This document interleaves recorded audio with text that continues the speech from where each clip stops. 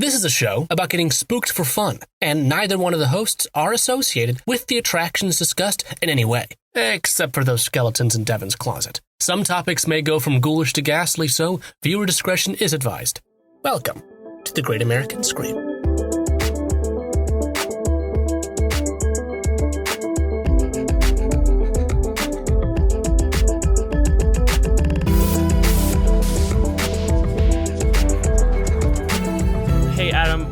I'm glad, every week I'm really glad that we do this because normally I have some sort of apropos situation that you can usually help me solve through the magic of podcasting. And this week is no different. That's right. I have a ding-dang ghost in my house again. It's not the one that it's not the closet off of its hanger. No closet ghost. That guy. It's Casper, but this time he's not friendly. He's Casper, the not friendly ghost. And I don't mean he's like a mean or an evil ghost. He's not screwing stuff up. He's just kind of vaguely rude. So he's not the asshole ghost. He's like the antisocial ghost. He seems like he has his own friends. He's not antisocial. He just doesn't like me specifically. I'll ask him to take out the trash and he'll passive aggressively take the trash out of the garbage can and tie it up, but leave it by the door. Okay. Not actually take it out. So, I'm hoping that you can help me with this Casper the not so friendly are we doing ghost. A peer mediating situation, or do you want me to cleanse your home? No, I do not want to be mediated. I want to eradicate Casper the unfriendly ghost from my premises. I want to get rid of him. Great.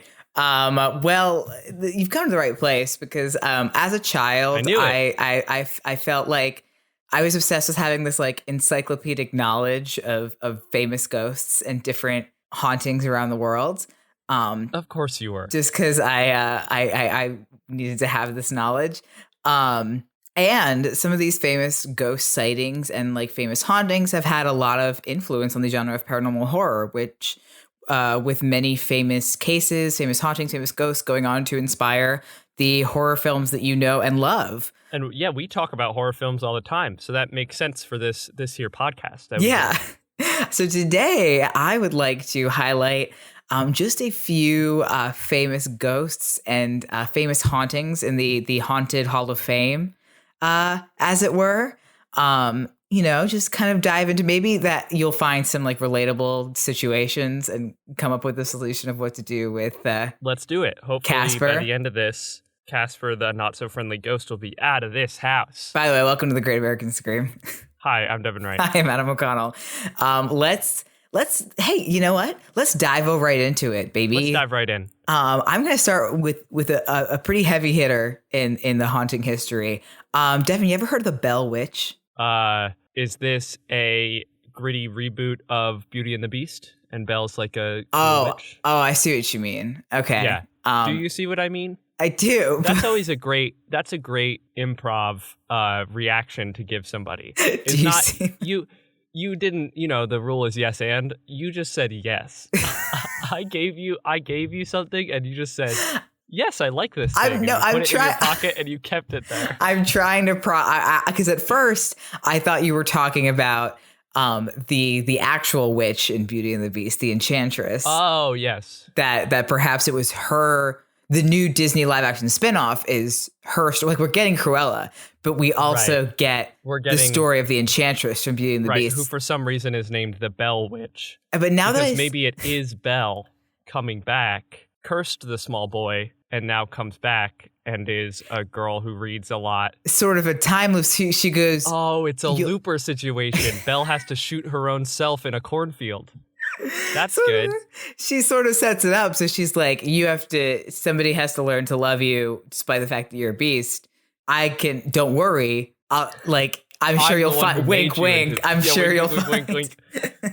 Now that I say this fake Enchantress backstory movie out loud, I am realizing that I would watch it. It does make more sense than Cruella, yeah. I'm gonna watch Cruella too. I'm gonna watch the hell out of it. Are you kidding me? Cruella's the most camp and one of the gayest Disney villains. Yeah, of course I know. I'm gonna watch it. But so let's talk about besides this hypothetical film, perhaps her origin stories of the historical Bell Witch. She's arguably one of the most famous ghost / poltergeist / spirit. You don't really know what to call her. That's the thing with the nomenclature of these. There's technically differences between a ghost and a poltergeist and a spirit and an apparition. Technically, these are all different things. We kind of use them. Is the one in the TV. The poltergeist. Yeah. Well, the thing about a poltergeist is that technically a poltergeist is not a person who has died. A poltergeist is just a malevolent spirit. They do not have to have been once living. So just like a spirit from any time. Like, how does... Okay, let's talk about this. Okay, so person die, become ghost. Yes. But existence of poltergeists insinuate that there are ghosts that have never been alive? No, because a ghost is there. There are no ghosts. Ghosts have to have been alive. I'm using the word ghost a bit more generally. Okay, like, what do you mean? So, like, there are spirits just around who maybe have not been alive before, and they would be called poltergeists. Yeah, specifically if they're assholes about it, because that's what a poltergeist is. So what's what's like a chill poltergeist? A normal spirit who's never been alive. I mean, I guess that would be an apparition. And where does the Bible fit into this? What does Jesus have to say about this? Because I don't. So, like, Ezra and I were talking about how the devil doesn't make much sense. I don't know why he would have humans do his work on Earth and then be like, when you get to the gates of hell, be like, I'm going to torture you forever. I think that he would be like, hell yeah, you did my work. Come join the party. And there's like a party going on in hell. What I want to know, kind of on the same level, is what the hell are all these, excuse my language, these spirits doing just out and about? Is there, I get it, there's there's a world, kind of a fourth dimension. The ghost dimension. The other side of the veil. Ghosts live there. Yeah. But they also live in our world, like on top of us, I guess on top of us would be the best way to describe it, because it's like, it's the other side of the veil, right? And basically the whole point is that it's always there, but we can't see through the veil except on like Soen and like other... Right, but my question is, what do they do over there when they're not passing over to our realm? Are there ghost stores? Is there a ghost economy? I'd like to think so. So, like, that brings my question in, which is, if they're, like, living on top of us, why do we consider a ghost in our house to be, like, a haunting that we need to get rid of, like me with Casper the Unfriendly Ghost? Why don't we think about it as the ghost is in his own ghost house on top of our real flesh house? Not a flesh house, that's a different thing. Brick house. Human in brick house. Ghost in ghost house. Ghost house on top of brick house. Everybody lives happy and is just happy and free. Yeah, I mean, I would not consider a ghost in my home to be a haunting, rather a treasured guest. It's like saying shark-infested waters. The sharks were there first. Yeah. The ghosts were there first. Has anybody ever described a house as ghost-infested house? I mean, normally that language is more reserved for demons. As ghost-infested air. Because the ghosts are there. Well, I guess you could, but I would say infested is more the language of like demons. Demons are an infestation. All sharks are demons. No, I don't think you should call it shark-infested waters. Oh, okay. The sharks lived there first.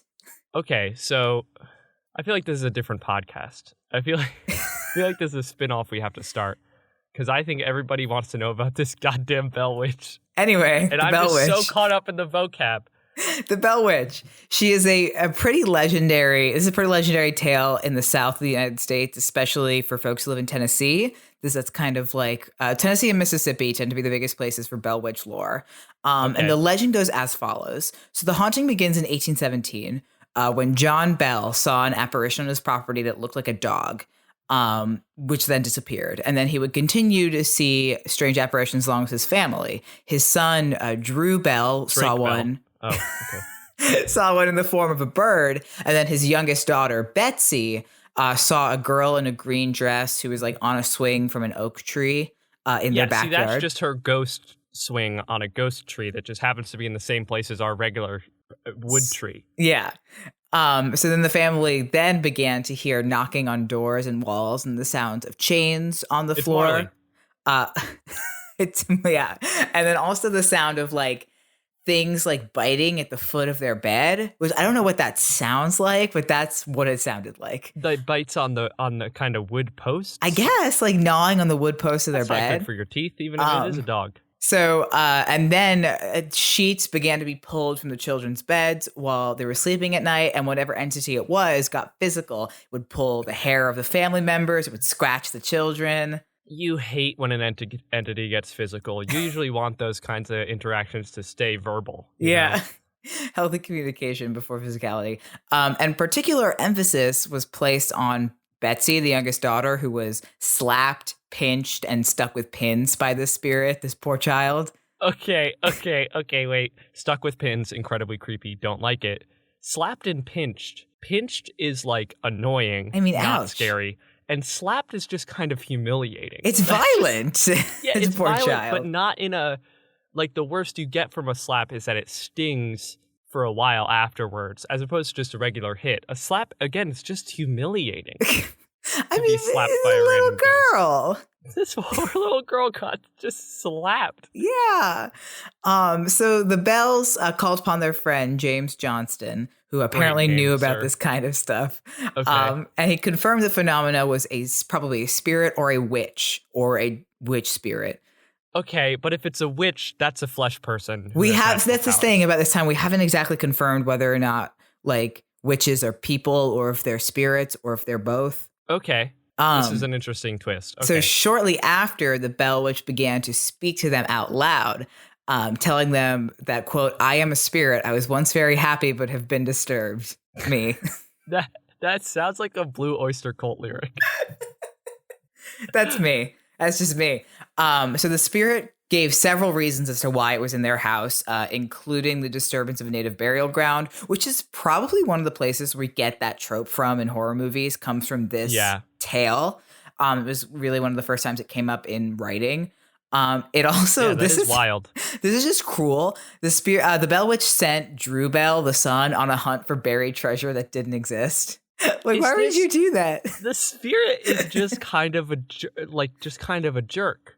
Yeah. Like, again, not like obviously malicious, but not malignant. Like, not enough to cause like death or anything yet.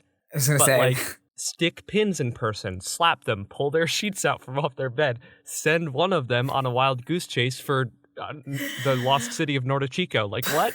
Poor Drew Bell. I think that's the funniest part of this for me. That's just effectively like older sibling bullying child, sending them for something that doesn't exist.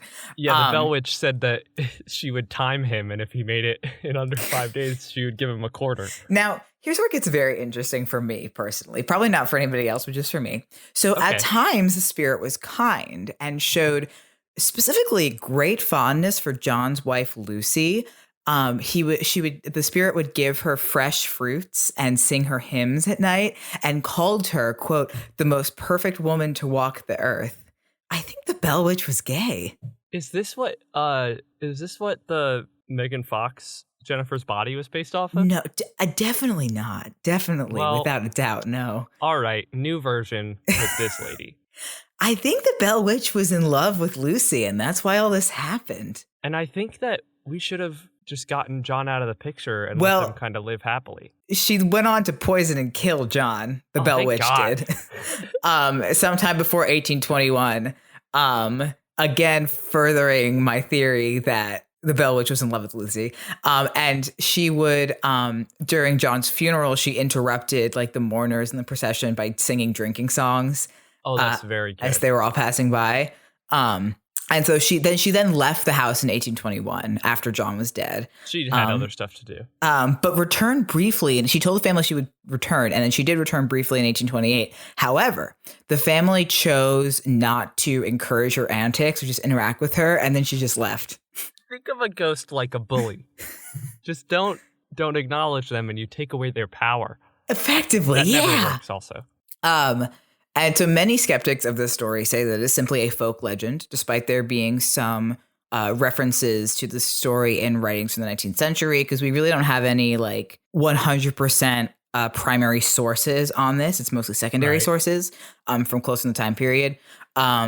Amy Fluker, who is a researcher on the Mississippi version of this legend, said that, quote, as a historian of collective memory, it matters very little to my research if the hauntings are real or not. It does matter that people believe that they are. As a result, they can help us understand the perspectives in the case of 19th and 20th century Americans, which I think is the most important thing about the Bell Witch tale. It doesn't really matter if it happened, but culturally it was very important. Right. And I think you're right. My theory for this is the Bell Witch was just a lady, just a regular lady. And she and John's wife, Lucy, were young gay lovers who had like a summer fling, and they loved each other very much, and they wanted to get married. But, you know, it's the 1800s, and you couldn't like get married. Obergefell hadn't passed yet, you know. Kennedy hadn't written his most sanctimonious decision of his career. And so they were in love, and then Lucy had to like leave to go be with John. Typical sad compulsive heterosexuality situation.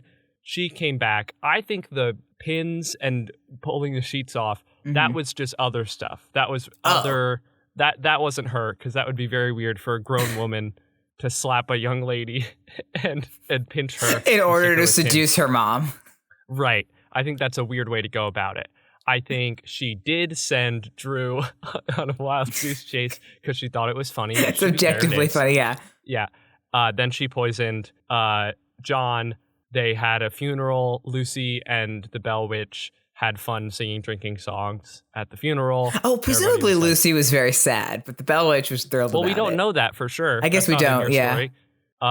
And then then she just left, and it was very sad. Then Lucy became sad because her gay lover who saved her from compulsive heterosexuality then just vanished like a whisper on the wind. You know? I get that's definitely one reading of it, and again, it's not really important if it kind way. No, because it's not important if it went down that way or not. It's important that you believe it went down that way. I believe it, which I do. And this story would go on to famously inspire the Blair Witch Project, which was like the writers took directly from the story of the Bell Witch, to kind of as a jumping off point, as well as several more direct retellings or stories based around the Bell Witch herself. There's also a Bell Witch opera and ballet in several plays. And it's got one of the Bell Witch house where it was has that historical site marker in Tennessee, so you can go and visit it. People report feeling the Bell Witch's presence there, several since modern hauntings, but none quite as prolific as the original one in the 19th century. Touches the ground. Something gay happened. So yeah, I would, now that we've kind of got to meet the Bell Witch, I'd like to talk about another lady, another lovely lady. This lady is the Brown Lady of Raynham Hall. This is the name that always pops up in my head when I think about ghosts. I don't know why she's the first one I think of. I think it's because her photo is one of the most famous ghost photos ever taken. Have you ever seen the photo? If you've seen the photo of the apparition, it's the black and white photo of the apparition walking down the staircase. That's the Brown Lady of Raynham Hall. You have probably, if you're into ghosts, you've probably seen the photo around somewhere. Oh, there she is. Yeah. So she obviously haunts Raynham Hall in Norfolk, England. She's allegedly the ghost of Lady Dorothy Walpole, the sister of Robert Walpole, who is regarded as the first Prime Minister of Great Britain. She was also the wife of Charles Townshend, who was notorious for having a violent temper. This is all important. It's not just like listing the cast of Downton Abbey. You weren't just giving me English history. So Townshend, her husband, discovered that Lady Dorothy had committed adultery with some guy named Lord Wharton. So he locked her in a room in Raynham Hall for days. She would remain in Raynham Hall until 1726 when she died of smallpox. She was not locked in this room the whole time. That's just why people think that she haunts the place, because she was trapped in the room for a couple days. Right. So she has like unfinished business or the like. So the first recorded sighting of her ghost. That sucks. Wait. Yeah. To the idea of you like dying and having unfinished business, and that's why you have to stay in this mortal world for a bit longer. For her, it really sucks that she has to then, like, she spent so many mortal days in this awful house with this awful man, and then she's stuck in it as a ghost. Yeah. That sucks. The first recorded sighting of her wasn't until 1835, almost more than 100 years after she died, by a Lucia C. Stone and a few other guests at a Christmas gathering that was happening at Raynham Hall. The guests were heading back to their rooms for the evening, and they saw her as they approached their rooms in the hallway, noting the dated brown dress that she wore, as well as the specter's empty eye sockets and glowing face. Yeah, the thing that tipped them off, because a lot of aristocrats in the 1800s had empty eye sockets and glowing faces. That was just kind of the look. They all wanted to look like they had tuberculosis, but they saw the dated brown dress and they were like, ooh, that's very, very 1700s. I'm not into it. That must be a ghost. And some of the staff permanently left the hall after the first sighting, which is like... That's just an excuse. That's the thing. They've been wanting to leave. Is that after like the third or fourth, I get it. But the first time and you're like, peace, like there was something else going on. Yeah, they just wanted to leave, which of course they did. I'm sure they weren't unionized. Yeah. There weren't any benefits. The next sighting was in the following year by a Captain Frederick Marriott, a friend of Charles Dickens, who keeps coming up in this show because that man, he loved ghosts. Who stayed in the allegedly haunted room of the hall. He theorized that the haunting was a myth popularized by local smugglers to keep people away from the area so they could do their smuggling. And Captain Marriott's daughter wrote of his experience. I've heard him describe how he watched her approaching nearer and nearer through the chink of the door until, as she was close enough for him to distinguish the colors and style of her costume, he recognized the figure as the facsimile of the portrait of the Brown Lady. He had his finger on the trigger of his revolver and was about to demand it to stop and give the reason for its presence there when the figure halted of its own accord before the door behind which he stood, and holding the lighted lamp she carried to her features, grinned in a malicious and diabolical manner at him. The act so infuriated my father, who was anything but lamb-like in disposition, that he sprang into the corridor with a bound and discharged the revolver right in her face. The figure instantly disappeared. The figure at which for several minutes 3 men had been looking together, and the bullet passed through the outer door of the room on the opposite side of the corridor and lodged in the panel of the inner one. My father never attempted again to interfere with the Brown Lady of Raynham. What energy that has? Yeah. The best line in any Marvel movie ever, which is Taika Waititi as Korg saying "piss off, ghost," and trying to kick the wall. That's this man. I basically, seeing a ghost smile at him and being like, "Get away!" and shooting her dead in the face as if that's gonna do anything. It's a ghost, bro. Yeah, like I always read these, especially historical accounts with ghosts. Like, what's the game plan, gang? Like, what? Like, what are we gonna do? You gonna catch it? Understand that? Yeah, that's how you understand that people just like left their work. They just left their job in 1800s England because they saw a ghost. Like, that is the only escape is the only option. Like, what are you gonna do? What are you gonna do? Yeah, it's a ghost. Like you can't fight. You're gonna talk to it. You're gonna catch it. You want to take it around in your like cabinet of curiosities, or like what's going on? Like, but if you're gonna take it with you, how? How are you gonna? There's no ghost capture mechanic. She's not gonna be happy with you if you point a gun on her, even if it's like, even if she can't get hurt from it. Yeah, but before it's like, why are we thinking about the psychological effects on the ghost of pulling a gun on a ghost? That shouldn't even occur to you. Yeah. You can't pull a gun on a ghost. It's not going to work, dog. It's a ghost. So the famous photograph that everybody's seen of the Brown Lady was taken in 1936 when a photographer that was working for Country Life magazine came to photograph Raynham Hall for an article.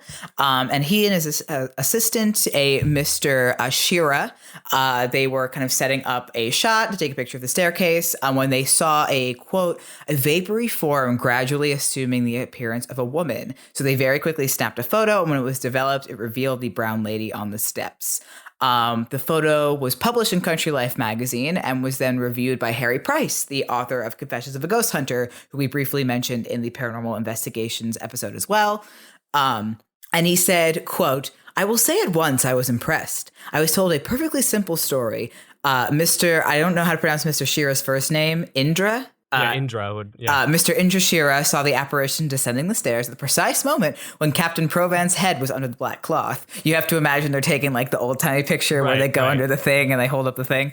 A shout, and the cap was off and the flashbulb fired, with the results which we now see. I could not shake their story. I had no right to disbelieve them. Only collusion between the two men would account for the ghost if it is a fake. The negative is entirely innocent of any faking. Which, like, thank you, Mr. Price, but this is he's like, well, these two guys, they took that picture, and how could they have faked it? Like, there's no other reason. The phrase only collusion between the two men would account for the ghost. Yeah. But, like, this style of writing is very good. A shout, and the cap was off, and the flashbulb fired.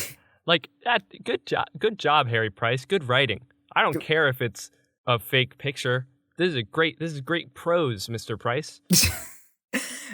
So critics have accused Shira of faking the photograph by smudging the lens with something to create the figure, or that it is the result of an accidental double exposure. There's also the theory, of course, that it was some other image superimposed onto this one. It seems like the Haunted Mansion ghost sightings. Yeah. Where it's just, or staged using a bed sheet. Exposure, yeah. The biggest theory seems to be that, like, based on the way the brown lady is standing and some photos of a statue of the Madonna, the Virgin Mary, that it is a superimposed picture, an edited picture of the Virgin Mary that was put onto the steps as the brown lady. But again, Random Hall, big tourist attraction now. You can still go and look for the brown lady. That's the thing about all these places, too, is that they're still constantly investigated by paranormal investigators, all finding a vast variety of different things. Good for them. So the last haunting I would like to talk about, one of my personal favorite famous hauntings, I would like to talk about the Sally House, another third lady. This is all women. Ladies only on this podcast. Women. So the Sally House is located in Atchison, Kansas. And it is widely believed to be infested with some kind of malignant spirit or ghost or a demon. Now we're talking. So the house was built in the 19th century and has had several deaths in it, but the house did not display any sort of evil until the 1990s. Okay. Not the first indication of paranormal activity, but definitely the most famous and the most dangerous and dire after Deborah and Tony Pickman moved in with their dog and their newborn baby. They moved in December of 1992, and they first started to notice a few strange things in the house. Their newborn baby would wake up every hour in the middle of the night, and their dog would bark incessantly at the entrance to the nursery. At one point, their neighbor asked them why they keep the lights in the nursery on all night, to which was news to them because they always turned it off when the baby went to sleep. Ooh. So in 1993, Deborah and Tony went into the nursery and they found all these stuffed animals in the room arranged, facing outwards and arranged in a circle on the floor. See, now we know it wasn't a ghost. It was a Toy Story situation. Well, honestly, because they thought they were playing a prank. Like, one of them was playing a prank on the other. So they were like, haha, very funny. And they set it all back up.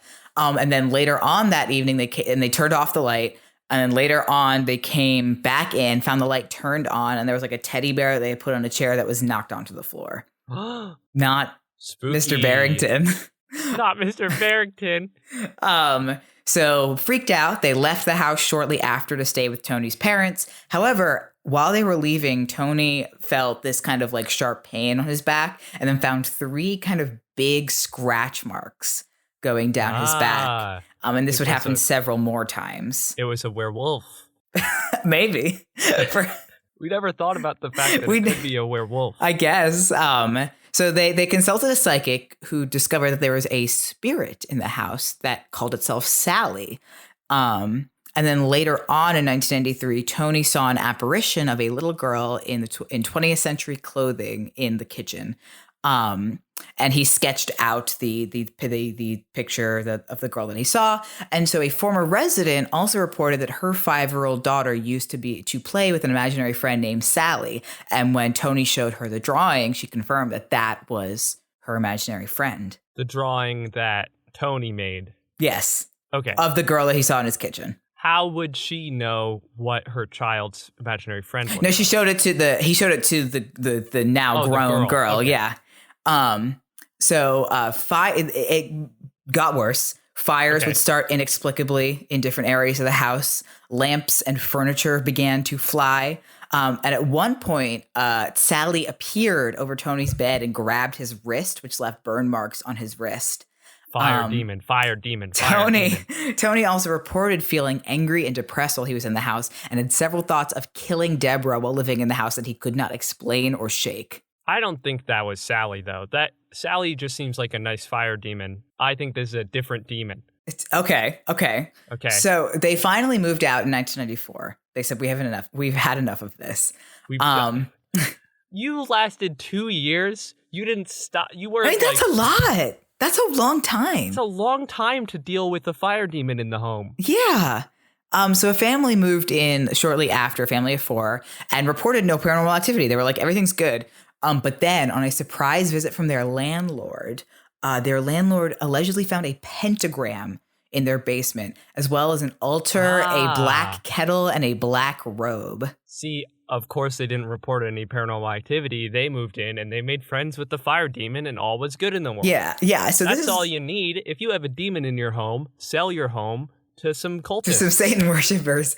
So this is where it gets like where the demon thing comes out, is that they looked into the house and there was only ever one resident that lived in the house named Sally, but it was a 34-year-old woman who lived there in the 1800s, or in the 1900s rather.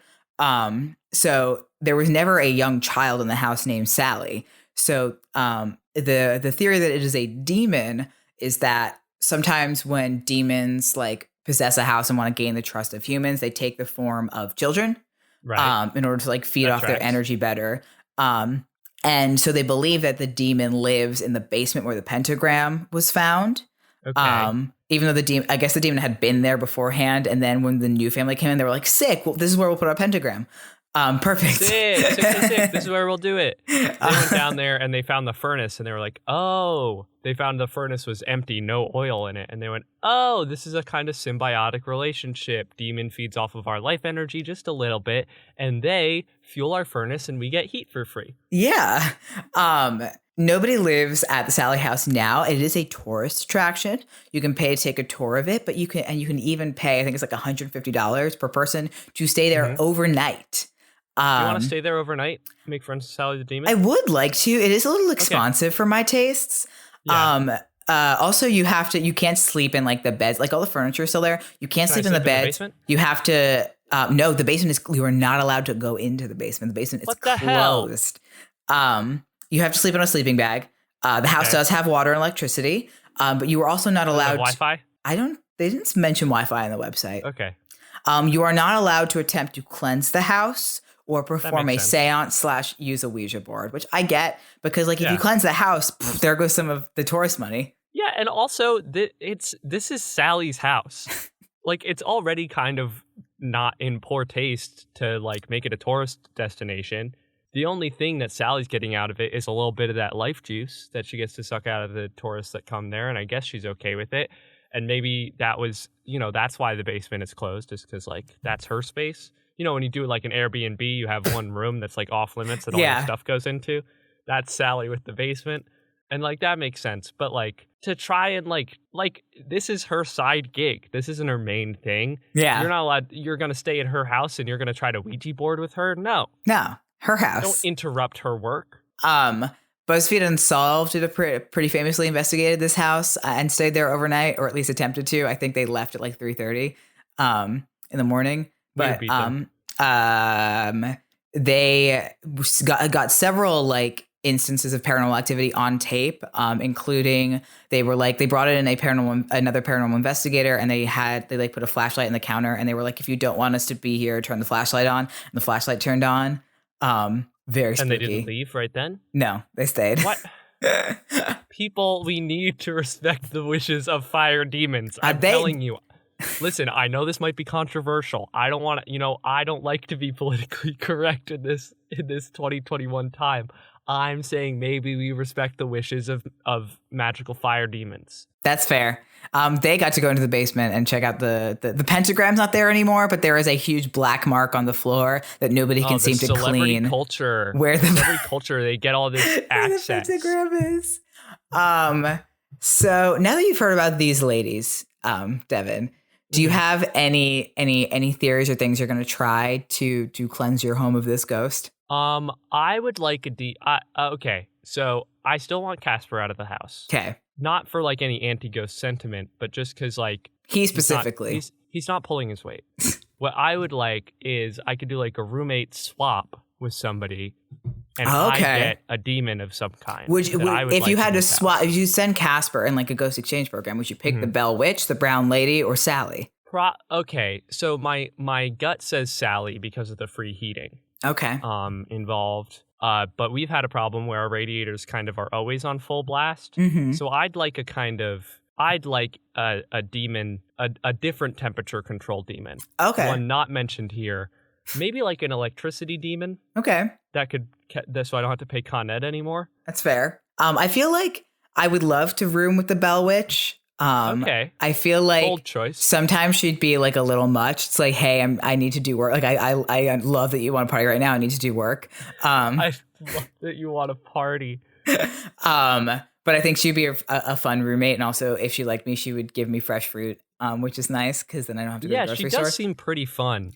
She does sing drinking songs. I think though that the Brown Lady would be the chillest roommate. She minds her business. Yeah, I think that if the Brown Lady, I wouldn't be able to live with the Brown Lady because I would want to help her solve her like unsolved thing, you know? Okay. Yeah, like, that's fair. You know, and that's too much of an investment. You know, I do have my own life going on, and it's kind of emotionally unhealthy for me to be so invested in, you know, the kind of the spectral needs of a partner like that, you know.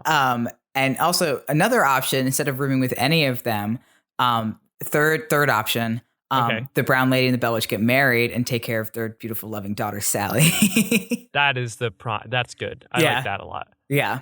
That seems like the best for all of them involved. And then they get a big sign that says "No boys allowed." This is the girl's house. Yeah, I'm glad that I've been able to be of assistance in your in your ghost troubles. I'll keep you all updated about where Casper is going next. And just to be clear, this is the small white ghost boy. This is not a friend of the pod. A friend of pod. Casper, writer and star of acclaimed podcast Jar of Rebuke, available wherever you get your podcast. Listen to it. They can haunt my place if they want to. They are welcome. They're welcome. They don't have to ask. But Casper the Ghost Boy, white and pale, he's the one I'm... Yeah, there can only be one. The one I dream of, but not... but not in a good way. Weird. In a nightmare. I was just listening to that song because it's a very good song. Anyway, this has been The Great American Scream. If you enjoyed this episode, please leave a rate and review if you're listening on iTunes. Give us a follow if you're on Spotify, and share it on social media. That's the best way to spread the word of mouth. And I think that's it. Adam, pimp our social medias, please. Yeah, you can follow us on Instagram or more frequently on Twitter at Great Scream Pod, or on Facebook at The Great American Scream. Please let us know A, which of these three ladies you would want to room with, and also B, what are your favorite famous ghosts, famous hauntings? Send them our way. I'd love to talk more about famous hauntings. We literally only talked about 3, so I'd love to do more. You can tweet at us or post using the hashtag TGAS. And as always, if there is something you would like to hear about on the show, please tweet at us or post, because your suggestion may become the topic of a future episode. Yes, special thank you goes out to Michael Segudo, who does the disclaimer at the beginning of the show, as well as Stevie Viola, who does the music at the beginning and end of the show. You can find him on YouTube. Special thank you goes out also to our current patrons at patreon.com/greatscreampod. Check us out there. Thank you to Ben, Eric, Casper, Bree, Gail, Joyce, Brucker, Melinda, and Chris. I've been Devin Wright. I've been Adam O'Connell. And hopefully you have been spooked. Go cleanse those homes. But not Sally's house. She lives there, and that's for her. Just do it safely.